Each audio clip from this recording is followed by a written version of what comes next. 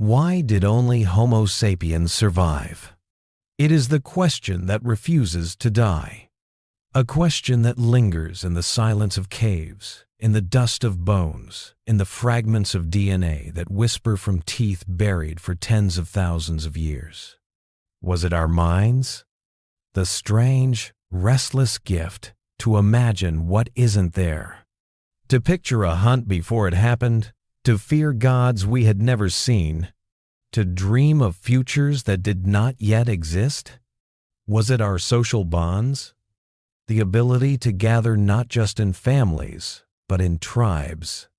To weave language, empathy, and cooperation into networks large enough to hold together through famine, through migration, through war?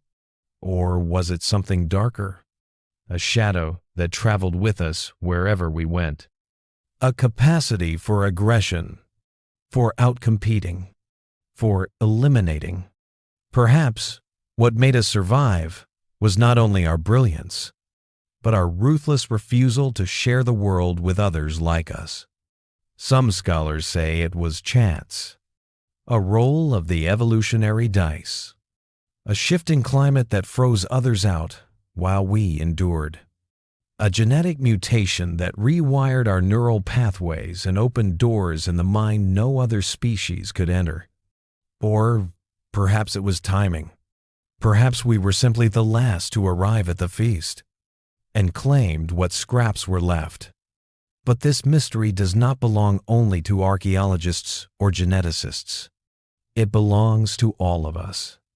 Because every time we uncover a fragment of bone, every time we decode another sequence of DNA, the same truth comes into focus. We were never alone. Once, the world held many kinds of humans. Neanderthals with their massive strength and hidden tenderness. Denisovans, whose legacy still pulses in the blood of millions.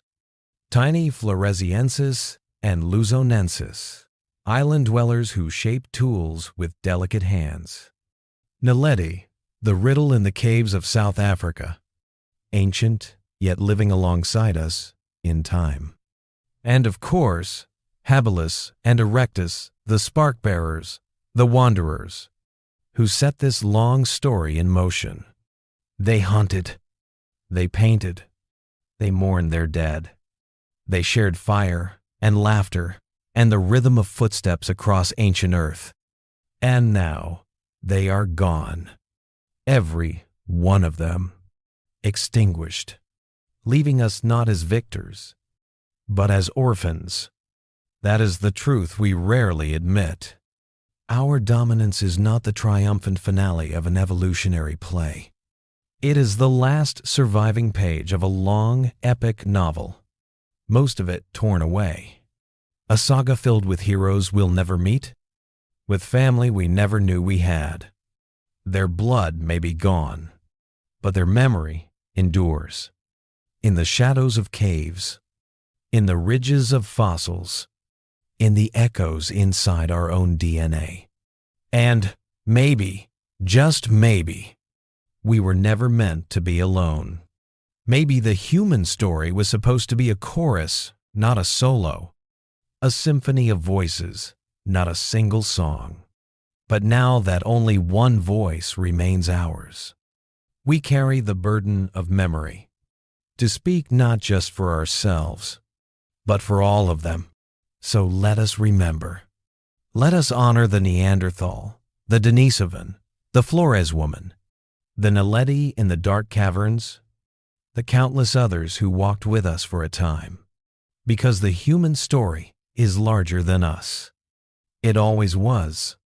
And if we forget that, we risk forgetting who we are.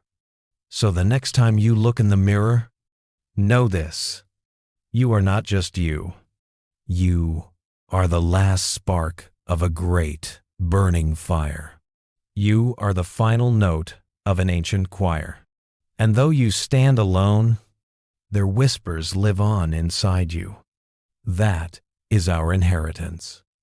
That is our burden. That is our truth. And perhaps the only way forward. is never to forget the ones who did not make it.